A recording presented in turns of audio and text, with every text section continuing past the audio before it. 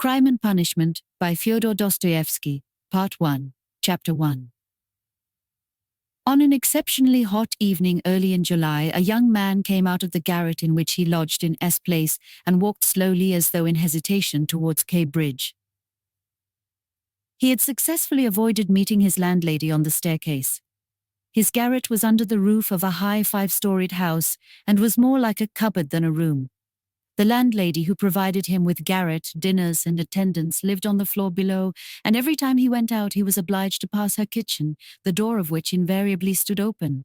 And each time he passed, the young man had a sick, frightened feeling which made him scowl and feel ashamed. He was hopelessly in debt to his landlady and was afraid of meeting her.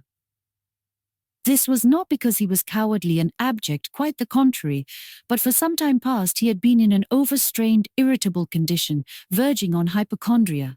He had become so completely absorbed in himself and isolated from his fellows that he dreaded meeting not only his landlady, but anyone at all. He was crushed by poverty, but the anxieties of his position had of late ceased to weigh upon him. He had given up attending to matters of practical importance. He had lost all desire to do so. Nothing that any landlady could do had a real terror for him, but to be stopped on the stairs, to be forced to listen to her trivial, irrelevant gossip, to pestering demands for payment, threats and complaints, and to rack his brains for excuses, to prevaricate, to lie. No, rather than that, he would creep down the stairs like a cat and slip out unseen. This evening, however, on coming out into the street, he became acutely aware of his fears. I want to attempt a thing like that and am frightened by these trifles, he thought with an odd smile. Yes, all is in a man's hands and he lets it all slip from cowardice, that's an axiom. It would be interesting to know what it is men are most afraid of. Taking a new step, uttering a new word is what they fear most.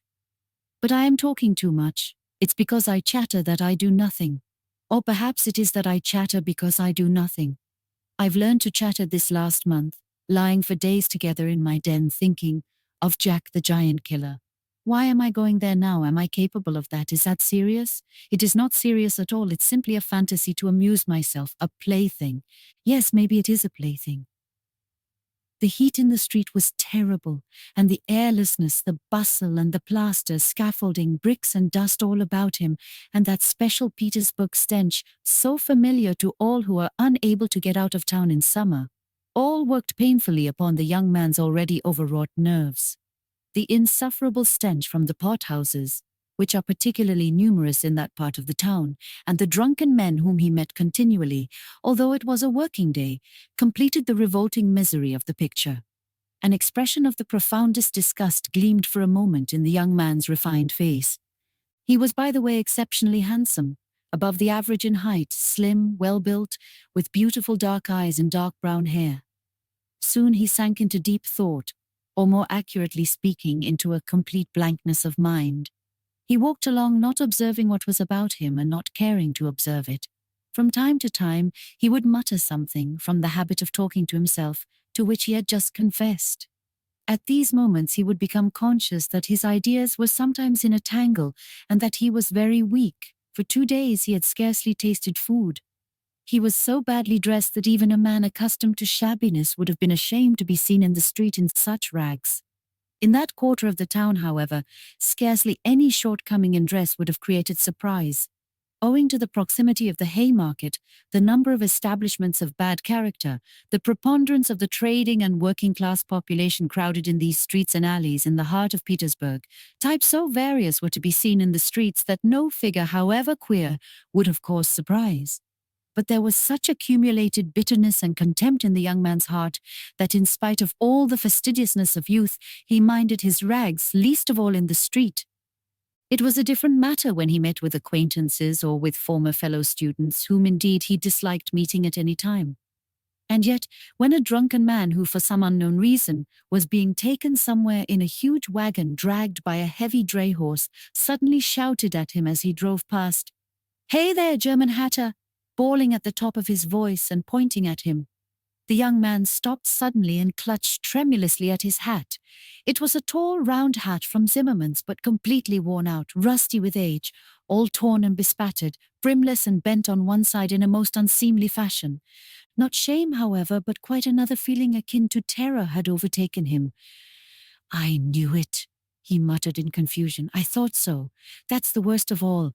Why, a stupid thing like this, the most trivial detail might spoil the whole plan. Yes, my hat is too noticeable. It looks absurd, and that makes it noticeable. With my rags I ought to wear a cap, any sort of old pancake, but not this grotesque thing. Nobody wears such a hat. It would be noticed a mile off. It would be remembered. What matters is that people would remember it, and that would give them a clue. For this business one should be as little conspicuous as possible. Trifles are what matter. Why, it's just such trifles that always ruin everything." He had not far to go. He knew indeed how many steps it was from the gate of his lodging house. Exactly 730. He had counted them once when he had been lost in dreams. At the time he had put no faith in those dreams and was only tantalizing himself by their hideous but daring recklessness. Now, a month later, he had begun to look upon them differently, and in spite of the monologues in which he jeered at his own impotence and indecision, he had involuntarily come to regard this hideous dream as an exploit to be attempted, although he still did not realize this himself. He was positively going now for a rehearsal of his project, and at every step his excitement grew more and more violent. With a sinking heart and a nervous tremor, he went up to a huge house which on one side looked onto the canal, and on the other into the street. This house was let out in tiny tenements and was inhabited by working people of all kinds: tailors, locksmiths, cooks, Germans of sorts, girls picking up a living as best they could, petty clerks, etc. There was a continual coming and going through the two gates and in the two courtyards of the house. 3 or 4 doorkeepers were employed on the building. The young man was very glad to meet none of them, and at once slipped unnoticed through the door on the right and up the staircase. It was a back staircase, dark and narrow, but he was familiar with it already and knew his way, and he liked all these surroundings. In such darkness even the most inquisitive eyes were not to be dreaded. "If I am so scared now, what would it be if it somehow came to pass that I were really going to do it?" he could not help asking himself as he reached the 4th story. There his progress was barred by some porters who were engaged in moving furniture out of a flat. He knew that the flat had been occupied by a German clerk in the civil service and his family. This German was moving out then, and so the 4th floor on this staircase would be untenanted except by the old woman. "That's a good thing anyway," he thought to himself, as he rang the bell of the old woman's flat. The bell